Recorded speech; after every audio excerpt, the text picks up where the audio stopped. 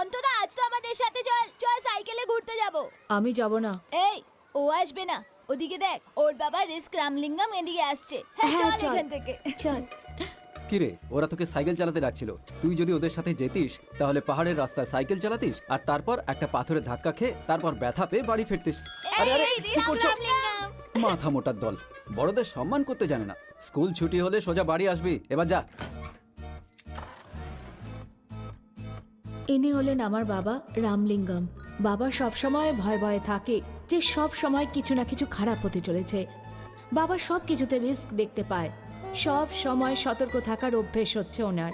এই কারণেই লোকেরা এখন বাবাকে রিস্ক রামলিঙ্গম বলে ডাকতে শুরু করেছে। সবাই মন্দিরে নারকেল এইভাবে ফাটায়, কিন্তু আমার বাবা থলের মধ্যে রেখে ফাটাচ্ছ কেন? এটা বাইরে ফাটালে এর খোসা ছিটকে আসবে, যদি কারো আঘাত লেগে যেত। এটা খুবই রিস্কি ব্যাপার। আমার মা নেই, বাড়িতে শুধু আমি আর বাবা থাকি। বাবা সারাদিন মুদির দোকানেই ব্যস্ত থাকে আর রাত্রে বাড়ি ফেরে। শিবা, কাল থেকে তো ছুটি পড়ছে। আমি তোর পরের ক্লাসের বই নিয়ে এসেছি। তোকে কবে আর কি পড়তে হবে আমি টাইম টেবিলে লিখে রেখেছি। যদি তুই মন দিয়ে পড়াশোনা করিস আর ভালো রেজাল্ট করিস তাহলে কোনো ব্যাংকে ভালো চাকরি পেয়ে যাবি। তারপর একটা ভালো বাড়ির সুন্দরী মেয়ের সঙ্গে তোর বিয়ে হয়ে যাবে। বাচ্চারা গরমে ছুটির অপেক্ষা করে, কিন্তু আমি ছুটি পড়লে ভয় পাই। আমি আবার স্কুল খোলার অপেক্ষা করতে থাকি। আমি ভেবেছিলাম এই বছরের ছুটিও প্রতিবারের মতোই হবে, কিন্তু তখনই আমার জীবনে রাজীবের এন্ট্রি হলো, আর প্রকাশ রাজন আঙ্কেলেরও। বাবা, এই, এটা তুই কার চুপচাপ বাড়ি? বস না। ও হলো রাজীব। ওর অ্যাডমিশন আমার ক্লাসেই হয়েছে। ওর বাবা হলো আইপিএস প্রকাশ রাজন। উনি একজন রিটায়ার্ড সিবিআই অফিসার ছিলেন। আমার গরমের ছুটি আর রাজীবের ছুটির মধ্যে অনেক তফাৎ ছিল। Rajiv, yes dad. যদি ভালো পুলিশ অফিসার হতে চাও তাহলে ছুটি 1 ঘন্টা নষ্ট করো না। Yes, Dad. Come on, catch it, come on, I am timing it, go. আমি যখনই ওদের দেখতাম, আঙ্কেল রাজীবকে সবসময় নতুন কিছু ইন্টারেস্টিং জিনিস শেখাতেন। হয়ে গেছে ড্যাড। 70 সেকেন্ডস। দিন দিন তুমি স্লো হয়ে যাচ্ছ। 10 minutes on the plank punishment. Go. Uncle রাজীবকে যা Faster, কিছু রাজীব। শেখাতেন তার প্রসেসটা ছিল একদম অন্যরকম। ফাস্টার। ড্যাড আমি করতে পারবো না, 1 সেকেন্ড। খুব কষ্ট হচ্ছে, ভেরি গো। খুব কষ্ট হচ্ছে। হতেই হবে।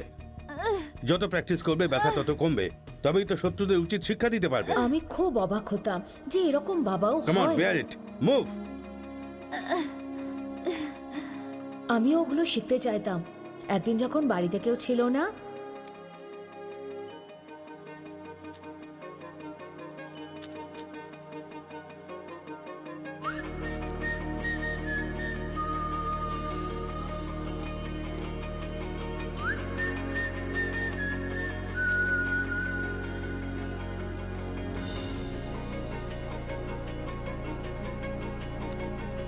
এই আমাদের ঘরে চুরি করার সাহস কি করে হলো? রাজীব, ওয়েট। তোমার নাম কি? শিবা। তুমি পাশেই থাকো তো? হ্যাঁ আঙ্কেল। আমি জানতাম রুবিক কিউব মিসিং আছে। এটাও জানতাম যে ওটা তুমি চুরি না করেছো। Uncle, I am sorry. আপনি রোজ ওকে নতুন কিছু শেখান, আমার খুব ভালো লাগে। আমি রোজ এসে দেখি, শেখার জন্যই কিউবটা নিয়েছিলাম। গুড। এটা তোমার কাছে না রাখো। না আঙ্কেল, আমি এটা সলভ করে ফেলেছি, শুধু আমার বাবাকে বলবেন না। তুমি শিখে ফেলেছো?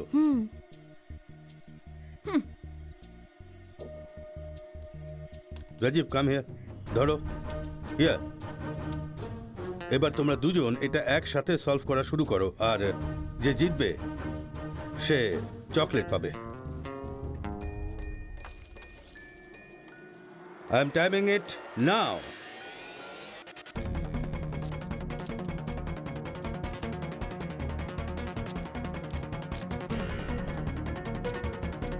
আমার হয়ে গেছে ড্যাড। 53 সেকেন্ডস। ইয়েস, প্রথমে আমি 62 সেকেন্ডে করেছিলাম, এখন আমি 9 সেকেন্ড তাড়াতাড়ি আই এম করেছি। সরি রাজীব, শিবা তোমার আগেই সলভ করে ফেলেছিল। 45 সেকেন্ডস। গুড, চকলেটটা তোমার।